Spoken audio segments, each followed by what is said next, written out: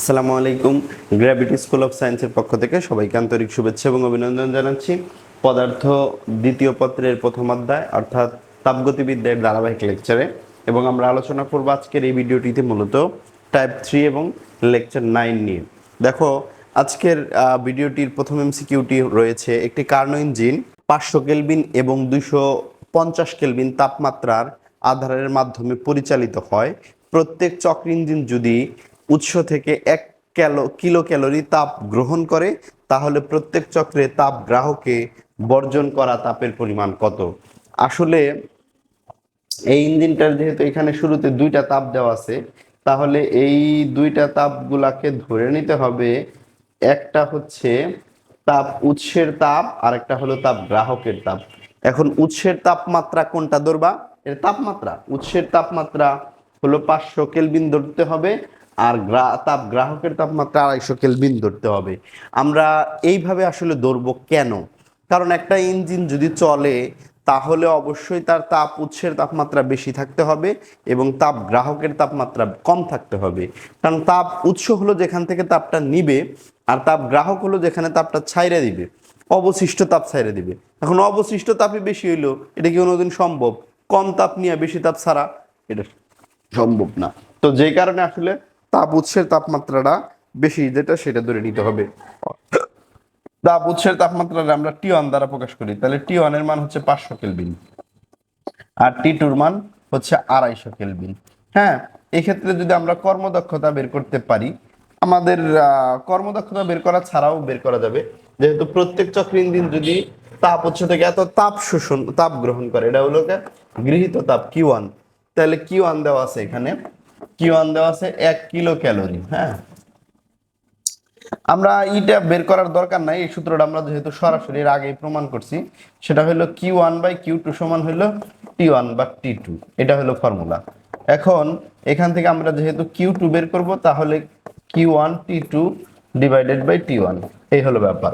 এখন আমরা একটু মান বসাই দিলেই কিন্তু ব্যাপারটা হয়ে যাবে।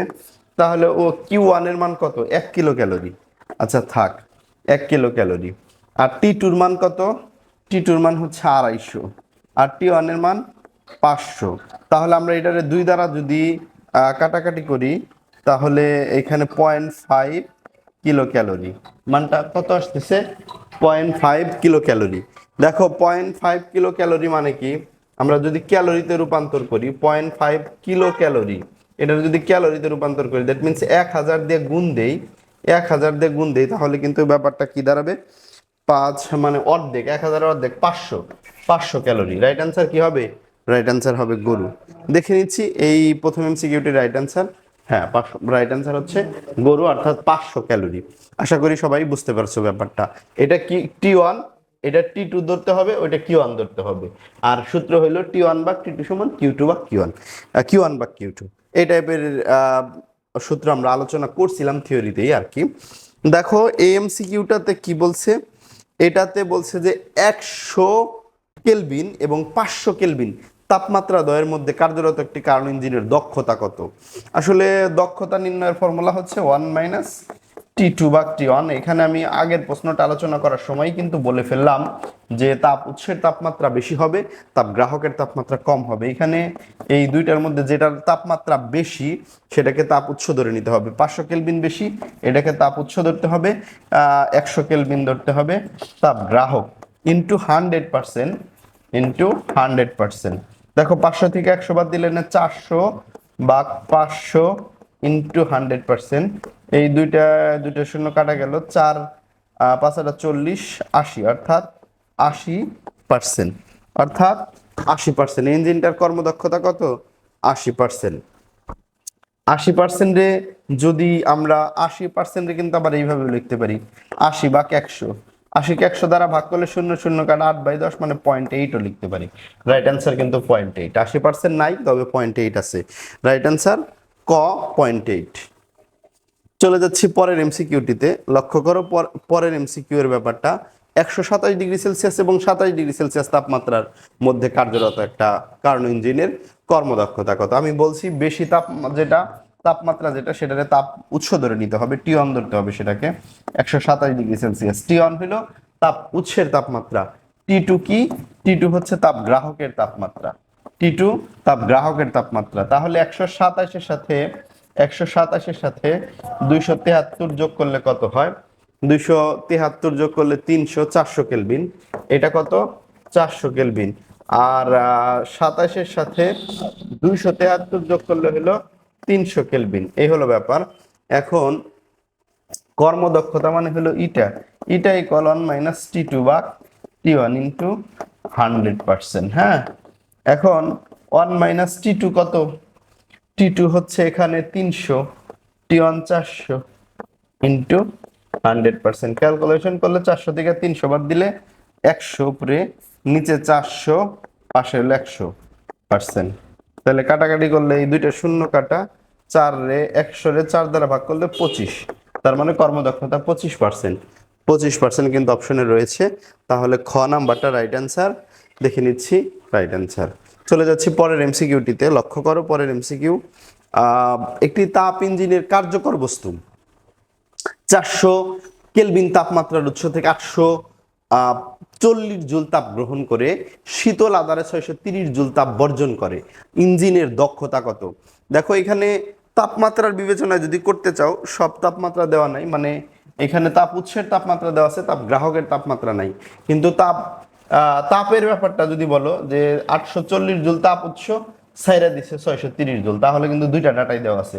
আমরা তাপ উৎসের তাপ যেটা, সেটার আমরা Q1 ধরি। তাপ গ্রাহকের তাপ যেটা, সেটার আমরা Q2 ধরে নিই। তাপ গ্রাহক আর তাপ আদার কিন্তু একই। তাহলে কর্মদক্ষতা বের করতে গেছে, দক্ষতা 1 মাইনাস Q2 বা Q1। ফর্মুলা 1 মাইনাস Q2 বা Q1। 1 মাইনাস Q2 কত? 630। আর এটা কত? 840। তাহলে ইন্টু 100%। 840 থেকে যদি 630 বাদ দেই, তাহলে কত থাকে একটু দেখে নিলেই হয়ে যাবে যে 840 বিয়োগ হলো 630। তাহলে 0, 1, 6, 2, 210 থাকে। 210 রে 840 দিয়ে ভাগ, 100 দিয়া গুণ। এখানে একটা শূন্য কিন্তু এখানকার সাথে কাটা যায়, বা এই শূন্য এক শূন্য কাটা গেল। এখানে নিচে থাকে 84, উপরে থাকে 100। তাহলে 2100 রে 84 দ্বারা ভাগ দিলেই হবে। 2100 ভাগ হচ্ছে 84। তাহলেই কিন্তু আনসার বের হয়ে যাবে। 210 এর মধ্যে যাবে হলো 3 বার, 3 আর 24 যাবে না, 2 বার, 8 দুগুণা 16, 4 দুগুণা 8, আর 8 দুগুণা 16, 6, 1। তাহলে 2 দশমিক সামথিং, 2 এর পরে 25ও আছে, 20ও আছে, আর একটু করতে হবে অবশ্যই। এখানে 8 আছে, কত হলে 10 মিলবে? 2 হলে হাতে থাকে 1, 7, 3, 4, 100, নো 2, 1 শুধু 42 থাকে। 42-এর মধ্যে তো যায় না, উপরে শূন্য আছে। 420-এর মধ্যে 5 বার যাবে, মানে 25% এটার কর্মদক্ষতা আর কি। কর্মদক্ষতা কত? 25%। দেখে নিচ্ছি এমসিকিউটির রাইট অ্যান্সার 25% কিনা। হ্যাঁ, রাইট অ্যান্সার 25%। চলে যাচ্ছে এই ভিডিওটির একেবারে লাস্ট এমসিকিউটিতে। এরকম কিন্তু ধারাবাহিক ভিডিও পেতে গ্র্যাভিটি স্কুল অফ সায়েন্সের ইউটিউব চ্যানেল এবং ফেসবুক পেজে থাকতে হবে এবং সাবস্ক্রিপশন করে নিতে হবে কিন্তু। একটি কার্নো ইঞ্জিনের এই প্রশ্নটায় যে ব্যাপারটা রয়েছে সেটা হচ্ছে একটা কার্নো ইঞ্জিন, এবং এই কার্নো ইঞ্জিনটার 27 ডিগ্রি সেলসিয়াস তাপমাত্রার তাপ গ্রাহকে থাকে এবং এর কর্মদক্ষতা 50% থেকে 50%। একে 60% দক্ষ করতে হলে উৎসের তাপমাত্রা কত ডিগ্রি বাড়াতে হবে, এরকম একটা প্রশ্ন। এখানে দেখো, কার্নো ইঞ্জিন যখন 27 ডিগ্রি সেলসিয়াস তাপ গ্রাহকে থাকে, তার মানে এটা হলো টি টুর মান যখন 27 ডিগ্রি সেলসিয়াস, তখন তার ইটা কত? এটা হচ্ছে 50%। এটা 50%। এখন এটার ইটা 1 ধরতে পারো, ইটা 2 হলো 60%। যদি দক্ষ করতে হলে, তাহলে উৎসের তাপমাত্রা কত? উৎসের তাপমাত্রা মানে হলো T1 ইকুয়াল হট। তাহলে ব্যাপারটা আমরা এইভাবে লিখতে পারি, ইটা 1 ইজ ইকাল টু হচ্ছে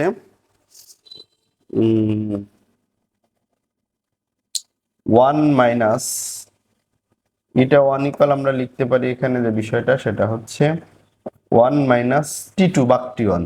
তাহলে এখানে T2 কত দেওয়া আছে? T2 কিন্তু 27 ডিগ্রি, T2 ভাগ T1 ইন্টু, যেহেতু আমাদের এখান থেকে কোনো একটা ডাটা বের করবো, এই জন্য পার্সেন্টেজ লিখবো না, এই পার্সেন্টেজ ই করে দিব। 50% মানে 0.5। 0.5 1 মাইনাস T2 কত 27 27 মানে মূলত 300 আর T1টা আমরা এখান থেকে বের করে নিয়ে আসবো মূলত দেখো এই 300 ভাগ T1 যদি এই পাশে আসে আর 1 বিয়োগ 0.5 ওই পাশে গেলে 0.5 আসে আর কি এখানে হ্যাঁ 0.5 আসে তাহলে ব্যাপারটা কি দাঁড়াইলো যে 300 ভাগ T1 সমান হলো 0.5 বা 0.5 T1 সমান 300 বা T1 সমান সমান 300 ভাগ 0.5 বা 300 গুণন 10 ভাগ হলো নিচে 5 দেখো 5 দুগুণা 10 আর গুণ করলে 600 তাহলে অ্যান্সার কি আসতেছে না এখানে তাপ উৎসের তাপমাত্রা আসতেছে 600 কেলভিন T1 এর মান কত আসলো 600 কেলভিন এটা কিন্তু আমরা প্রথম যে ডাটা দেওয়া আছে সেখান থেকে 600 কেলভিন বের করলাম এখন প্রশ্ন বলছে যে একে যদি 60% দক্ষ করতে হয় তাহলে তাপ উৎসের তাপমাত্রা কত তার মানে আমরা যদি এইবার কর্মদক্ষতারে কত বানাইতে চাই কর্মদক্ষতাকে আমরা 60% বানাইতে চাই তাহলে 1 মাইনাস T2 বাই T1 তাহলে বের করতে গেছে কি দক্ষ করতে হলে উৎসের তাপমাত্রা কত হবে মানে T1টা কত হবে হ্যাঁ T1টা কত হবে তাহলে আগের T2 তো দেওয়াই ছিল তাহলে এখানে আগের কত ডিগ্রি বাড়াতে হবে দেখো আগে আসিল 600 আমরা এখন আবারও T1 বের করব এই ডাটা থেকে মানে পরের ডাটা যেটা 60% আছে সেখান থেকে 60% মানে 0.6 1 বিয়োগ আর এটা হলো T2 কিন্তু সেই আগেরটাই ব্যবহার হবে T2 দ্যাট মিন্স হলো 300 আর এখান থেকে আবারও T1 বের করবে এটারে T1 প্রাইম দিলাম যেহেতু আর আগেরটা T1 দিয়ে প্রকাশ করছি তাহলে এটা যদি আমরা এটা এই পাশে নিয়ে আসি তাহলে 300 বাই T1 প্রাইম সমান সমান 1 থেকে 0.6 বাদ দিলে 0.4 বা T1 প্রাইম সমান সমান হলো 300 বাই 0.4 এখন আমরা যদি একটু কাটাকাটি করি 300 গুণন 10 নিচে আসে 4 মূলত হ্যাঁ তাহলে 3000 আচ্ছা আমরা 2 দুগুণা 4 5 দুগুণা 10 হ্যাঁ এইবার আবার এখানে 15 দুগুণা 30 মানে 150 5 এটা হলো 150 5 কত 5 হলো 500 আর হচ্ছে 250 750 দেখো এই মানটা কত আসলো 750 তাহলে 60% কর্মদক্ষতা করতে গেলে উৎসের তাপমাত্রা হওয়া লাগবে 750 আর আগে ছিল কত 600 তাহলে 600 থেকে 750 যদি হয় মানে বানাইতে চাই তাহলে 150 কি করতে হবে তাপমাত্রা বাড়াইতে হবে তাহলে এটা রাইট অ্যান্সার কিন্তু খ হবে 150 বাড়াইতে হবে এখানে গোড়া দেওয়া আছে এটা একটু ভুল দেওয়া আছে তাহলে এই লাস্ট এমসিকিউটার রাইট অ্যান্সার হইতেছে গোড়া তাহলে কি করছি ব্যাপারটা প্রথমে যে 50% কর্মদক্ষতা দেওয়া ছিল সেই 50% কর্মদক্ষতা থেকে তাপ উৎসের তাপমাত্রা বের করছি এই যে এইটুকুতে সে কাজটা দেখানো হয়েছে মূলত দেখো এই যে এইটুকুতে আমি কি করছি যে আগে যে তাপ উৎসের তাপ গ্রাহকের তাপমাত্রা 27°C দেওয়া ছিল সেই ডাটা থেকে তাপ উৎসের তাপমাত্রা বের করছি 600 কেলভিন এরপরে কি করছি এই যে 60% কর্মদক্ষতা দেওয়া আছে এই 60% কর্মদক্ষতার জন্য আবারও তাপ উৎসের তাপমাত্রা বের করছি এই ক্ষেত্রে তাপমাত্রা হয়েছে কত 750 কেলভিন তাহলে আগে ছিল কত 600 কেলভিন এখন 60% এর জন্য বানাইতে হবে কত 750 কেলভিন তাহলে বাড়াইতে হইলো কত বাড়াইতে হইলো 150 কেলভিন রাইট অ্যান্সার কি এই 150 কেলভিন আশা করি সবাই বুঝতে পেরেছো ভালো থাকবেন সুস্থ থাকবেন আসসালামু আলাইকুম